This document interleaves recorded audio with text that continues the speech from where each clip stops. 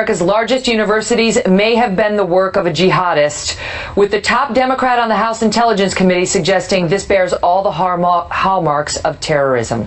Welcome to the Kelly File, everyone. I'm Megyn Kelly, reporting tonight from Chicago. The chaos all started shortly before 10 a.m. local time at The Ohio State University, where students had just returned from Thanksgiving break. The man plowed his car into pedestrians, got out, and started slashing innocent bystanders with a knife. 11 people were hurt. The attacker would later be identified as Abdul Razak Ali Artan, an OSU student and Somali refugee who had legal permanent residence in the United States. Fortunately, his attack did not last long. Within a minute, a 28-year-old officer would shoot him dead. Still, the campus was put on lockdown amid fears the suspect was not acting alone. Students were erroneously told that there was an active shooter on campus, ordered to run, hide, and fight. It now appears those shots belonged to the responding officer alone. All across the campus, the students sheltered in place as the police raced to the scene. And while the authorities have been careful not to disclose a possible motive here, they say terrorism cannot be ruled out. Based upon common knowledge that this was done on purpose, to go over the curb and strike pedestrians and then get out and start striking them with a knife. That was on purpose. In moments, we will discuss the evidence with Congressman Peter King and Lieutenant Colonel Tony Shaffer. Then we'll be joined by former Congressman Pete Hoekstra, who has advised President-elect Donald Trump. But we begin tonight with our senior correspondent, Mike Tobin, who is reporting live from Columbus, Ohio. Mike?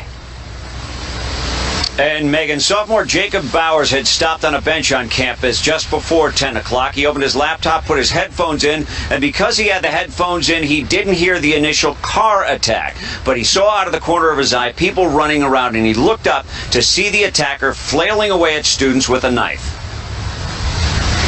It looked like a school of fish and a shark attacking it. Like, he couldn't focus on one person, and that's why everyone got really lucky. Like, he couldn't focus on one, so he couldn't hit anyone. Now, Bowers also says he heard Officer Alan Harujko give several commands to the attacker before Artan lunged at the officer and the fatal shots were fired. Officer Harujko has been given a lot of credit tonight with preventing further bloodshed. Now, law enforcement sources tell Fox News that they are looking at a Facebook post from earlier in the day, possibly linked to Artan, in which a declaration is made against what is described as unfair treatment of Muslims, and that's being looked at as a possible link to a motive. Megyn? Mike Tobin, thank you. Joining us now, New York Congressman Peter King, a Republican and member of the Homeland Security and Intelligence Committees, along with Lieutenant Colonel Tony Shaffer, a CIA-trained intel operative and senior fellow at the London Center for Policy Research. Great to see you both. Congressman, let me start with you. Do you believe this is terror? I believe it has all the indicators of terrorism, and I would be surprised if it's not. Obviously, we can't make a final conclusion, but everything is there. A Somali refugee, the type of attack, hitting people with his vehicle, using the knife, this coming...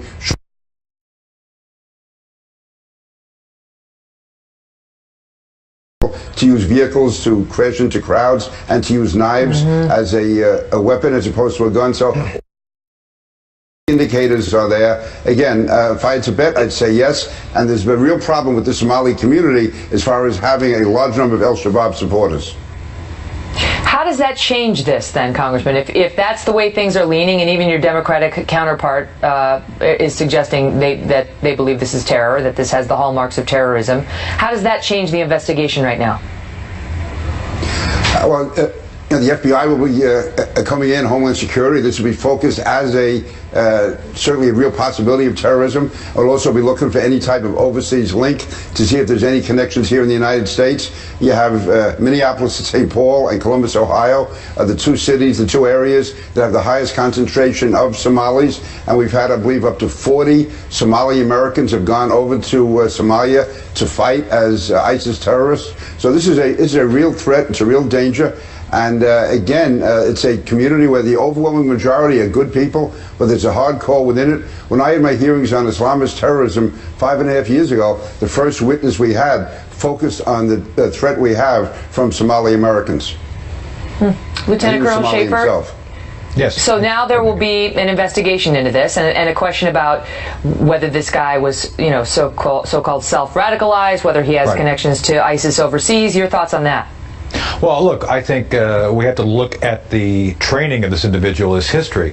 We know, Megyn, that terrorists are basically groomed from 11 years old on. We have to look at a pattern of criminal behavior.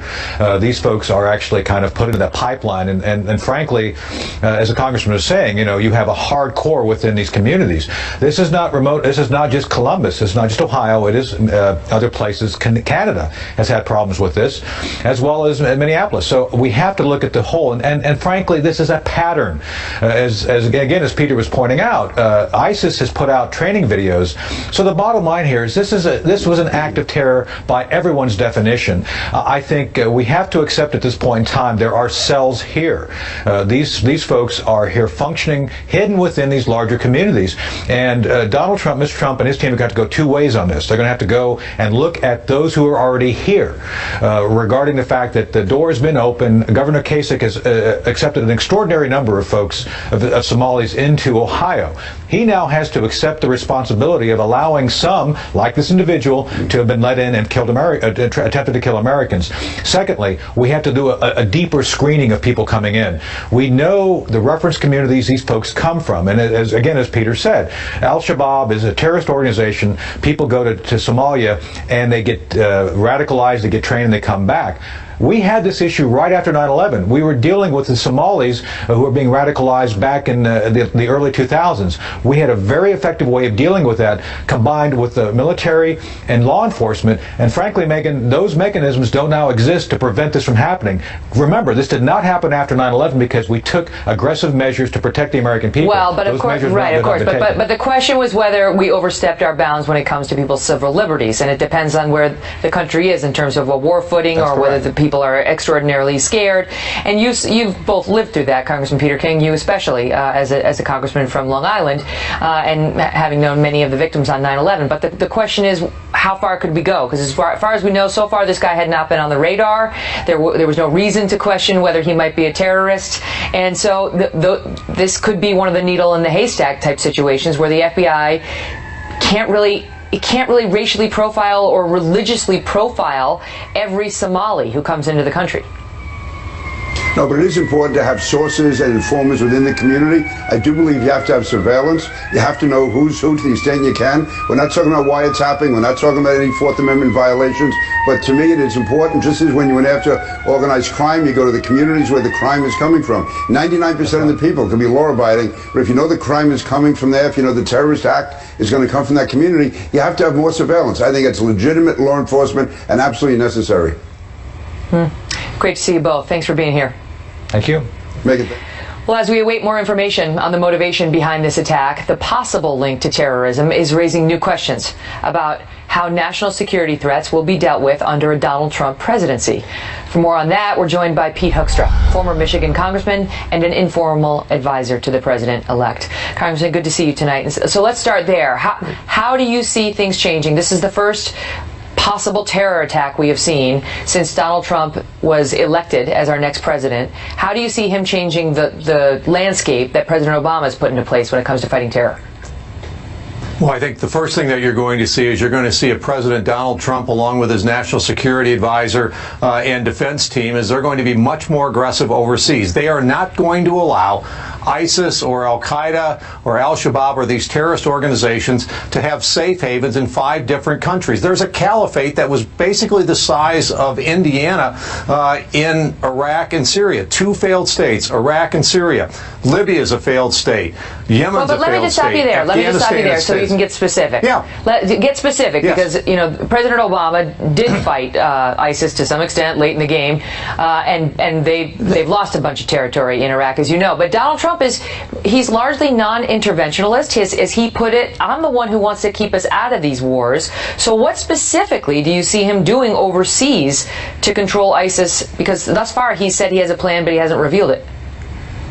No, number one, you have to recognize President Obama created this situation. When he came into office, Iraq was a relatively stable state. Syria was a stable state. Libya was. Yep. I mean, this president created the circumstances where these countries where Gaddafi, Assad, and others were keeping the lid on the garbage can of radical jihadists. He lifted the lid off by getting rid of Now here Gaddafi. we are to almost 2017. So what is President Trump going to do? Well, what the President-elect has made clear, like I said, he's not going to allow these failed states to exist, and he will partner with people in the region. This current president, Obama, has been reluctant to equip and train the Kurds, to train and equip these tribes in Iraq, to defeat ISIS in Iraq. He would not have taken out Gaddafi, and he has to develop a strategy to go back in and allow a stable government to come back into place in Libya and in Syria, and it's a very deep hole for this president to dig out of. What about, the second thing, I'm Megyn, short that on he will time, not do but is I he got to will ask not- you domestically. Yeah. But I got to ask you, I'm short on time, but I have to ask you domestically what you see President Donald Trump doing differently versus Barack Obama. Barack Obama has created what he called countering violent extremism, where he equates every threat potentially in the United States as having the same priority. Donald Trump will focus on the threat from radical jihadism because that is the most significant threat that we face today, and he will start doing some of the things that Peter King has outlined in terms of surveillance and police activities against this very, very specific threat, and it will be a priority. Surveil Muslim communities? He will surveil those groups that he believes are the threat, and those are the groups that are linked to radical jihadist tendencies and radical jihadist philosophies, and they are linked to the Muslim Brotherhood. Former Congressman Pete Hoekstra, great to see you. Thanks for being here, sir. Hey, great. Thank you. So we also have breaking news tonight on the possible new cabinet picks, including General David Petraeus, former Governor Mitt Romney, and which one of these two might possibly become our next Secretary of State. Karl Rove and Trump transition team member Jason Miller are next. Plus, new developments with the recount efforts now spreading through 3 different states. And then, with 2 major papers suggesting the president-elect could be in trouble over his business operations in foreign countries, Judge Andrew Napolitano weighs in on whether the legal risk is real. I would probably have my children run it with my executives, and I wouldn't ever be involved because I wouldn't care about anything but our country, anything.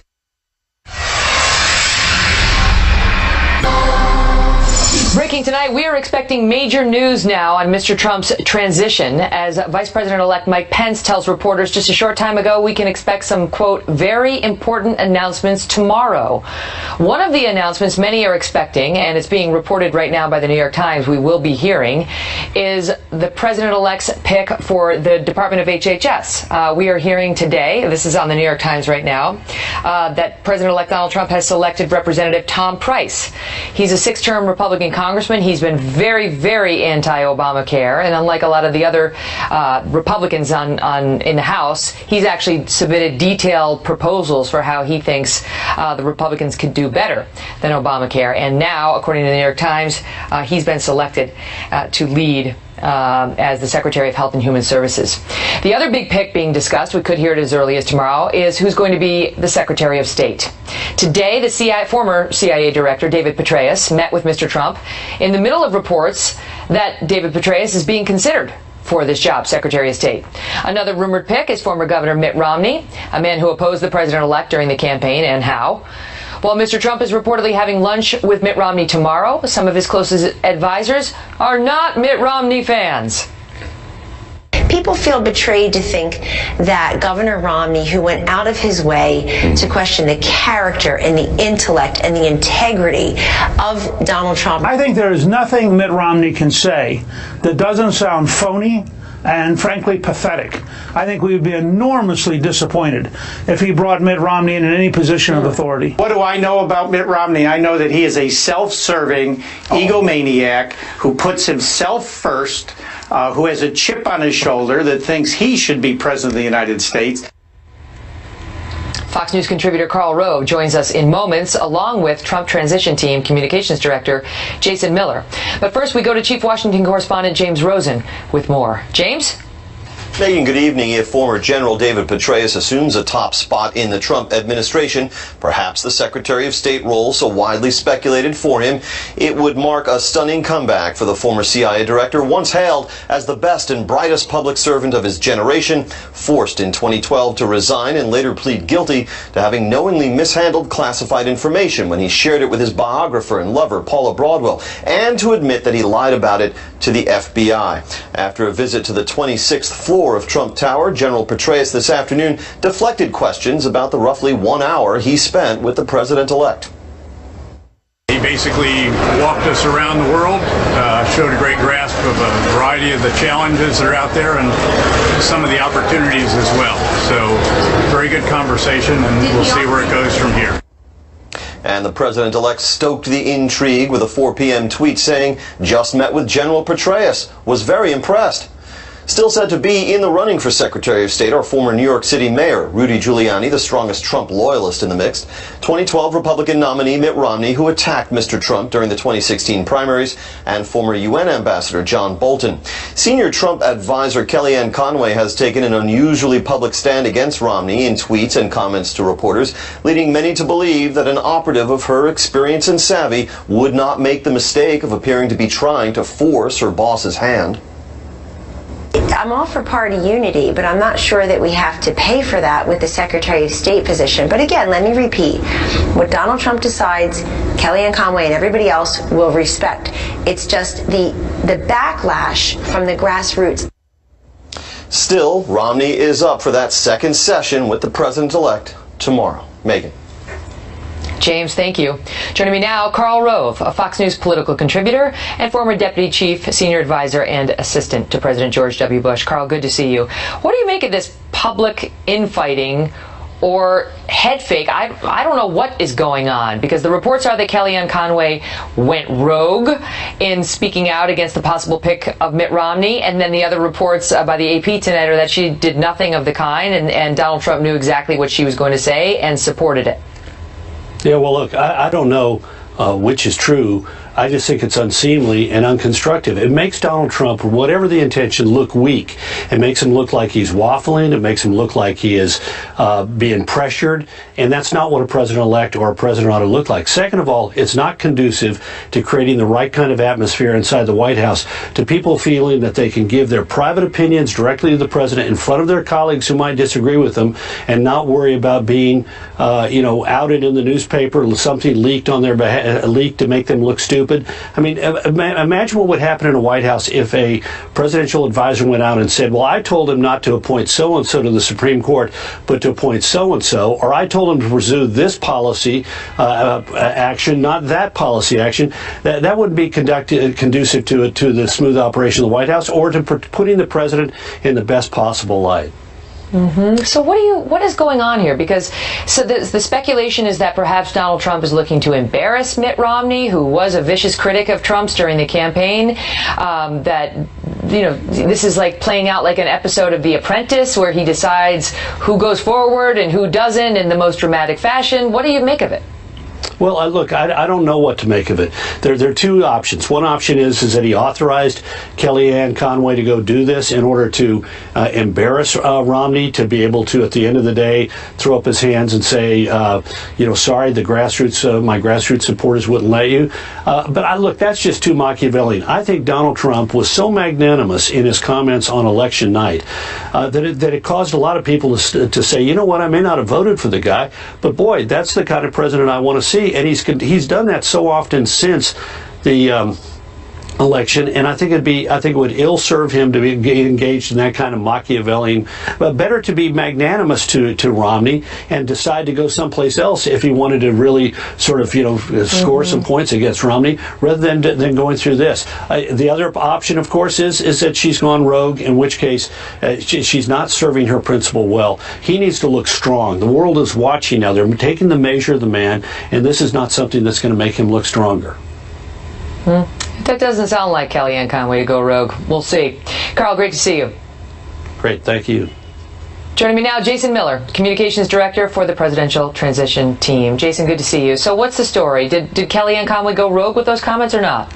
No, not at all. And in fact, the President-elect and Kellyanne and myself, along with Hope Hicks, were sharing a chuckle about that earlier this evening. No, Kellyanne chatted with the President-elect in advance of going out and offering her comments and asked his permission if it was okay to go and voice her opinions on the matter. And he said, go for it. And I think that's one of the great things about what we're going to see with the So the MSNBC report that Trump was livid, that he's furious with what she did, that's not true. No, not at all. In fact, the President-elect gave her permission to go out and do that, and she did. And I think that's one of the great things about this White House is the President-elect and our future president will take in a number of different viewpoints and opinions, and then he'll form his own decision, decide how he wants to go forward. One thing I would want to push back. About that. Let me push back on one thing that Mr. Rose said a moment ago, though. Yep. There's a difference between going out in advance with permission and voicing your opinion as the President-elect goes to collect a number of different thoughts on the matter, decides who he wants to go with for a particular position,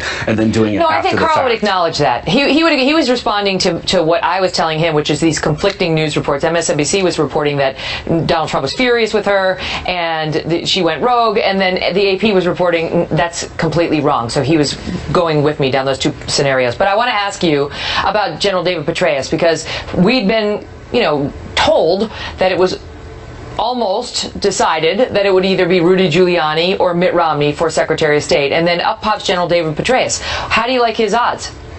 Well, I still, as you noted, we still have Mayor Giuliani, who's very strongly being considered for a top-level pick within the administration. Obviously, Governor Romney is someone who'd be a top-flight contender if he were to choose to come into the administration, if the President-elect were to offer him something. I think one of the other important things to point out is that you have other folks who are coming in to offer advice, to give their different opinions. General Petraeus is someone who's very highly sought after. In fact, he was just at the White House a few months ago. They were still bringing him back in to offer his opinions. And so as the President-elect brings everyone together and he starts to formulate his opinions, he's going to make his own pick here and make his big fan of Mayor Giuliani, having worked for him in 2008. Governor Romney has a very strong track record.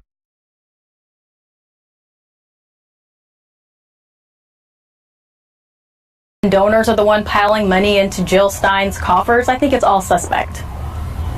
What about that, Mo? Because Hillary Clinton told Chris Wallace at the Fox News at the debate that he hosted that it was horrible, that Donald Trump's refusal to say that he would accept the outcome of the election was horrible, and she was just disgusted by it. And now she's like, oh, we'll participate. We'd like to see about that recount too.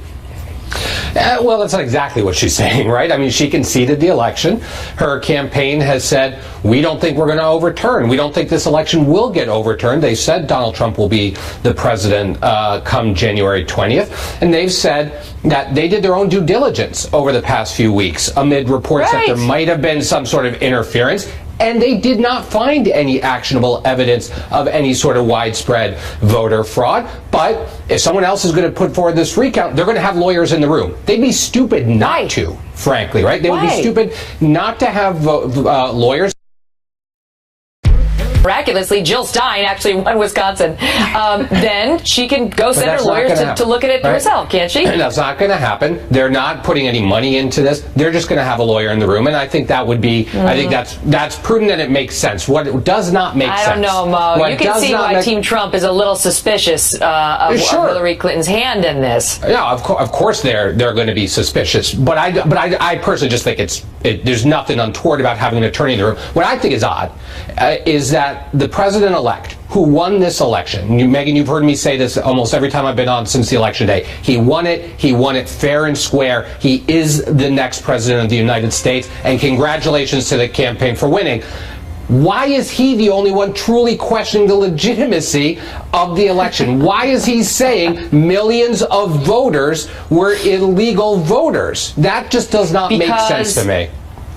Because 2016. Kat, the man has a point, does he not? Donald Trump may be the first president in U.S. history to question the legitimacy of the election he won.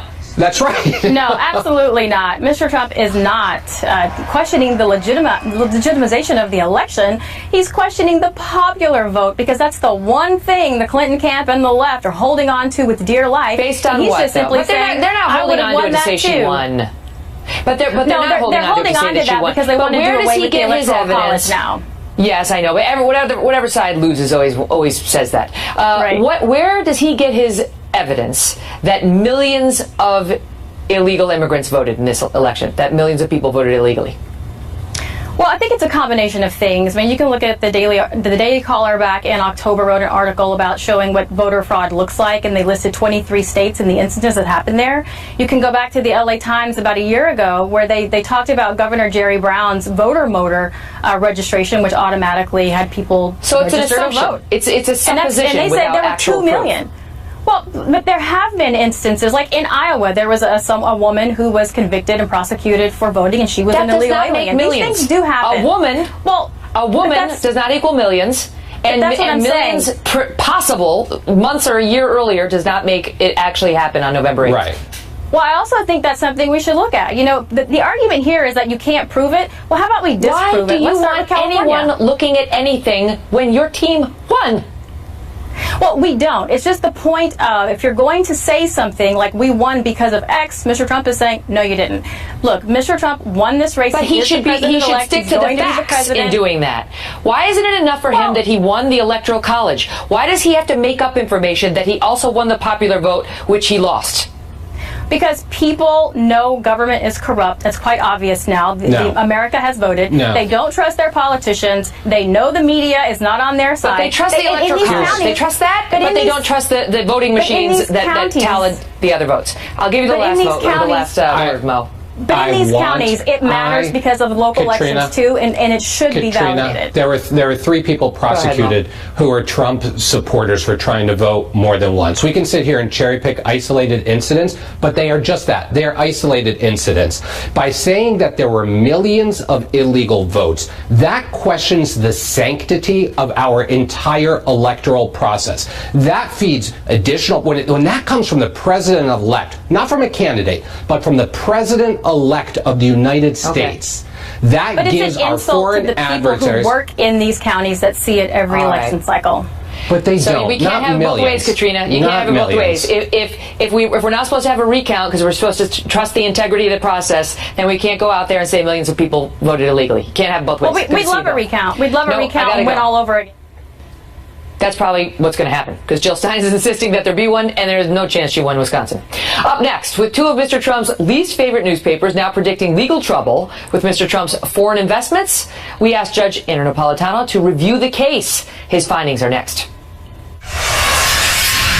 Lengthy and detailed reports over the weekend looking at President-elect Donald Trump's foreign business investments and predicting legal trouble ahead. In a moment, Judge Andrew Napolitano will review the case, but first up, Trace Gallagher details the reports. Trace? Hey, Megyn, Donald Trump acknowledges that his brand has never been hotter and says that in theory he could run his business perfectly and run the country perfectly because for the president there is no conflict of interest, though there is a constitutional ban on accepting foreign payments. But the ethical concern being raised by many is whether Trump will pursue policy that's best for the nation or best for his company. Congressional Democrats are already calling for Trump's foreign business dealings to be investigated. The U.S. has never had a president with business operations in at least 20 countries. And even if Trump doesn't seek advantages from foreign governments, the worry is those governments will try to ingratiate themselves to Trump by offering special favors. In fact, it's worth noting that several of Trump's real estate ventures in India are reportedly being built by companies with family ties to the Indian government. And the Washington Post reports that in just the past few weeks, Trump Tower projects in Buenos Aires and in the former Soviet Republic of Georgia,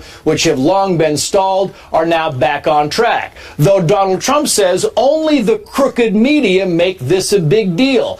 And if being the U.S. president can boost the brand, it can also damage it. Experts say Trump properties around the world, especially in the Middle East, are symbols of American capitalism and could be attractive targets for terrorists. The president-elect maintains that his children will take over the company, the same children who are now working his day-to-day transition team. Megyn. Trace, thank you. So what are the legal implications of Mr. Trump's business dealings? Joining me now, our Fox News senior judicial analyst, Judge Andrew Napolitano. Judge, good to see you. So what specifically do you see as a problem, if any? Actually, the problem for President-elect Trump is a political one and not a legal one. The reason it's not a legal one is that all the ethics rules that the Congress has written and his predecessors have signed into office, regulating everybody that works for the federal government, have two exceptions to them: the vice president and the president. So none of the rules that govern everyone else govern him. Stated differently, he can lawfully run the executive branch of the federal government and operate his businesses at the same time.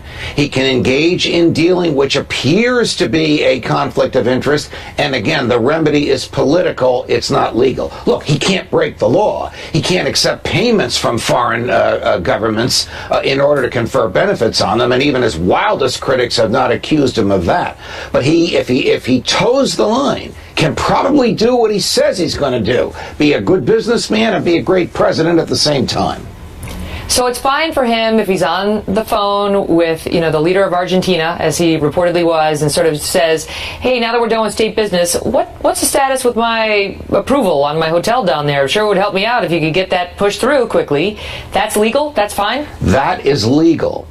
It may appear unlawful. It would be unlawful if a governor did it. It would be unlawful if a with serious interests in 20 countries around the world, even countries that are currently not friendly with the United States. They wanted to give the president as much freedom as possible. If it's not forbidden, what would the prudent thing be in the eyes of these legal experts who are looking at it? Which is it's an obvious, it makes you feel bad. I don't know why. It makes you feel a little concerned that our country shouldn't be a bargaining chip in a business dealing. Here's why it's going to make people feel bad. People will wonder, as much as they want to trust him, as much as people want him to be successful, people will wonder, is he making the best decision for the country, or is he making the best decision for himself? And what happens when there's an inexorable conflict between those two? It would be a lot easier for him. He'd be a better president and a happier president if he put all of his holdings into a blind trust and had no contact with the trustee. Does he have to do that? No. And if he doesn't do it, the remedy is criticism, investigations, and political ramifications, but no legal wrongdoing. That's what 2020 is for. Yes. Judge, good to see you. Pleasure, Megyn. Coming up, we'll explain this. I soon realized that one of the glories of Chicago was the weather. I soon realized... I was thrilled to have my own... let me start over. I soon realized that one of the most amazing things about Chicago...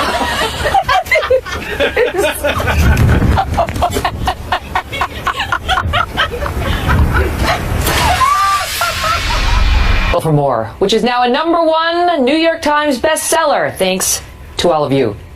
Part of the memoir discusses my time in Chicago, which started off so happy, but changed over time, leading to my realization ultimately that I could settle for more. Watch. It was 1995, nearly 22 years ago to the day, that I first laid eyes on the beautiful city of Chicago. I was a third-year law student in Albany at the time, and a law firm put me up at the Intercontinental. I remember looking out at Michigan Avenue and the twinkling lights on the trees, with all the busy professionals down below hailing taxis and carrying briefcases, and thinking to myself, with hard work, I can get there. I soon realized that one of the most wonderful things about Chicago was the weather, and that's still true to this day. I found an apartment building steps away from the beautiful Navy Pier, just steps away from Oprah Winfrey's building, whose show I used to watch late at night. I moved in, glorified to find out that I had my very own washer-dryer, and my TV was on a couple of milk crates. Between that and my white Franzia boxed wine and my Tina Turner CDs, I felt like I had arrived. I worked very hard as an attorney. First in this building right here at a law firm called Bickle & Brewer, and then for most of my career at a law firm called Jones Day. I was on the best cases, working with the best partners. In fact, all I did was work. And soon I realized that just because you're good at something doesn't mean it makes you happy.